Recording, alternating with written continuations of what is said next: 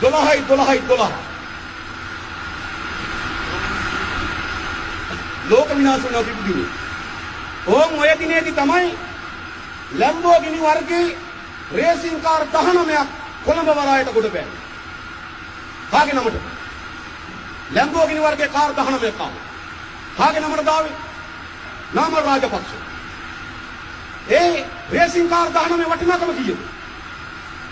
බදු රහිත වටිනාකම ලක්ෂ 933. කාලේ කරපු යම් චෝදනාවල් දැන් උදාහරණ කැරේට එක්තරා කියන්නේ හිටපු රාජපක්ෂ කෙනෙකුට ලැම්බෝගිනි 19ක් ගෙනාවයි කියලා කතාවක් කිව්වයි කියලා කියනවා. ඉතින් මේ වගේ ප්‍රබන්ධ ඒ පැත්තෙනුත් ආවනේ හැම වෙලෙම. මම කියන්නේ මම 19ක් කතාව මම කවදාවත් කියලා මං කිව්වේ ඔබතුමා කියයි නෑ. මම කියන්නේ ඒක අපේ පැත්තෙන් කියලා කියන්නේ. මම ඉන්නේ මම.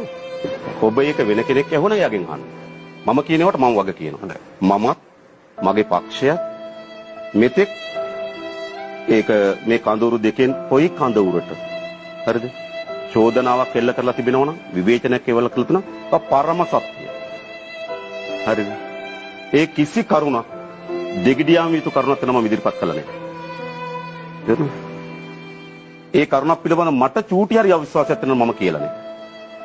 ඒ නිසා අප විසින් කියලා තියෙන සෑම කරුණක්ම සත්‍ය කරුණක්. ඒ සෑම කරුණකටම වග කියනවා. ලැම්බෝගිනි වර්ගයේ කාර් 19ක් ආවා. කාගේ නමට දාවේ? නාමල් රාජපක්ෂ. 19ක් කතාව මම කවදාවත් කියලා නෑ. ලැම්බෝගිනි වර්ගයේ රේසින් කාර් 19ක් කොළඹ වරායට ගොඩ බෑ. මම කියනකොට මම වග කියනවා. හොඳයි. පරම සත්‍ය. පරම සත්‍ය.